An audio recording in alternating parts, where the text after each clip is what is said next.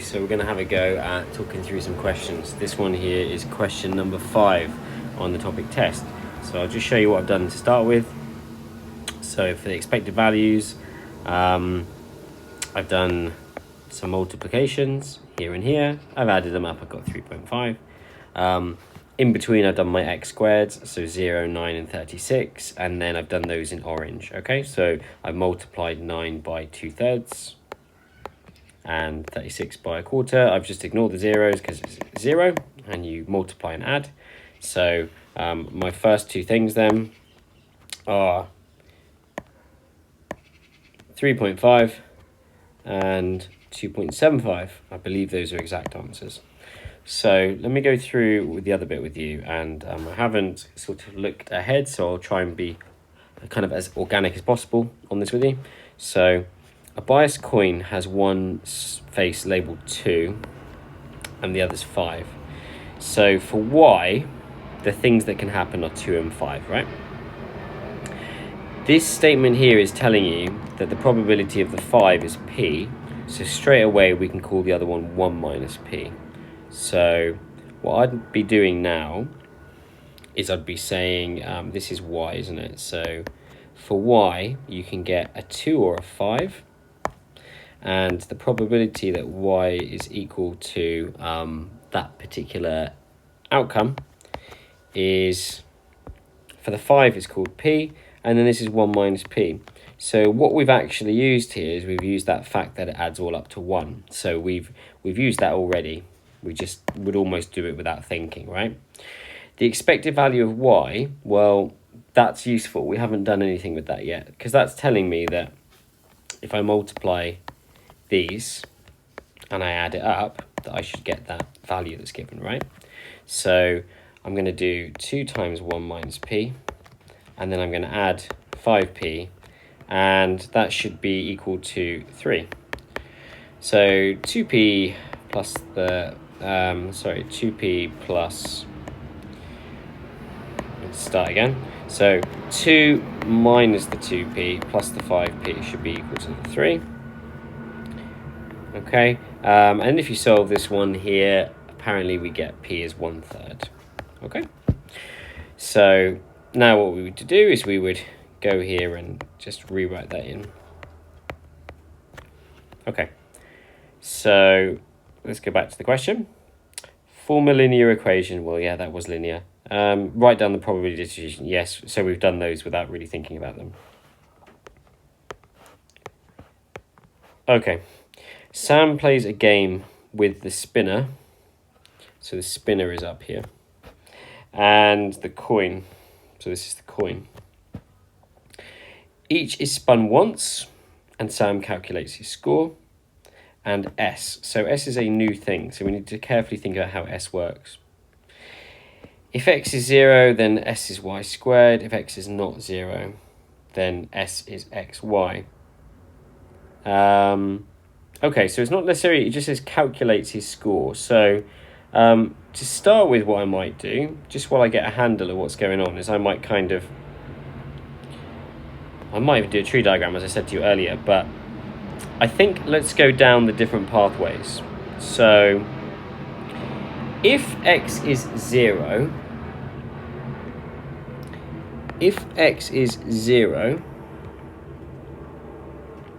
we're going to use the rule of Y squared. Now, Y has 2 options, which are 2 and 5.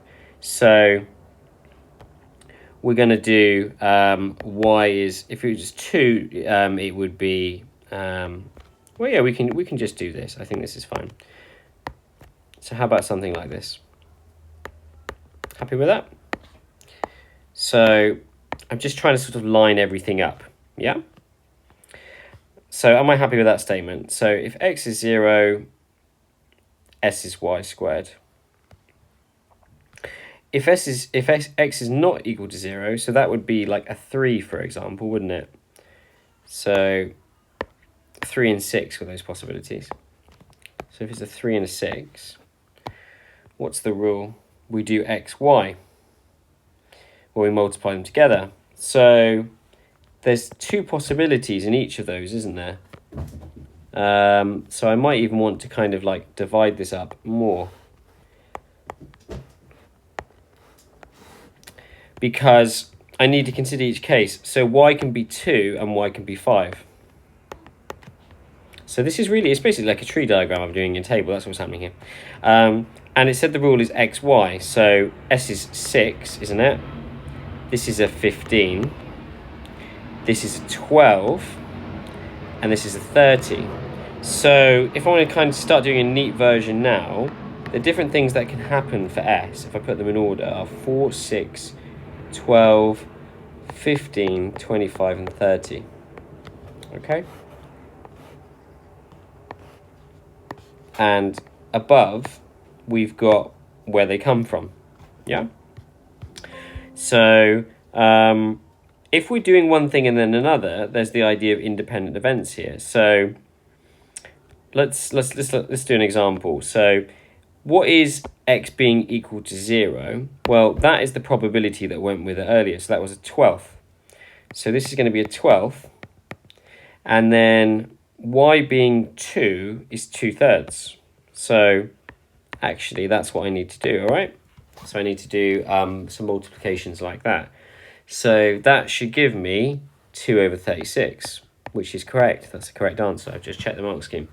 Okay, 6, let's have a think about 6. So 6 comes from an x is 3, which is 2/3. 6. And then y being a 2, was that 2/3 as well? So hang on a minute, let me just think about that. So that was the first one being a 3, and then that one being a 2/3. Yeah, I think that's right. So that should be 4/9. It might make sense me making everything the same. 4/9. They've got 16/36, which is the same, isn't it? It's 4/9. Okay, so I'm going to just kind of carry on filling these ones out now, because hopefully you can kind of see what my diagram here has done for me. So apparently these are the numbers. And if we've done it correctly, they should all add up.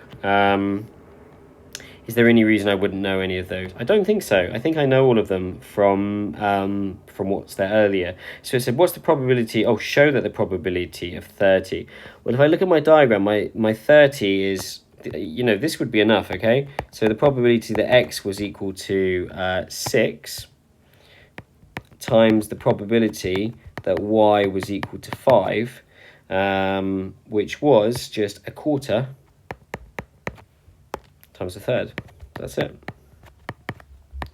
Yeah, that's it. A 12th. So it might seem sort of over the top, but do you notice I have just answered part F? Okay, so it wasn't a waste of time. Find the expected value of S. So the expected value of S, well, now I've got the sort of, this is the probability, isn't it, that S is equal to S. So now I've got these probabilities, all I really need to do is I need to multiply this, and so on and so on, okay? So the expected value of S would be equal to, if you want the quick way, which is quite a good idea in the mark scheme, they take a 36th out of the way. That's a good idea. So it's a 2 times a 4 plus a 6 times a 16 plus, all right, and so on and so on. And yes, you do need to write it all up. So apparently you get 137/12, which is 11.416. So, okay. So that's that. So, Charlotte also plays the game with the spinner and the coin. Each is spun once. So hang on, I need to get into the context of this.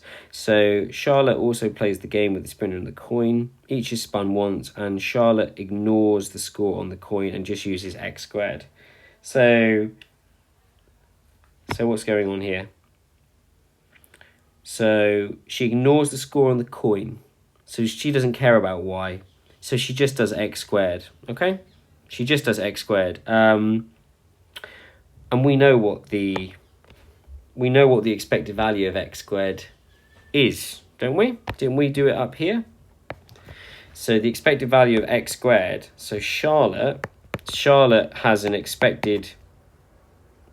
The expected value is x squared, okay? To make it less confusing, I'm just going to say expected Charlotte, okay? Equals 15. Equals 15. All right. Sam and Charlotte each play the game a large number of times. Well, Sam's the person from before.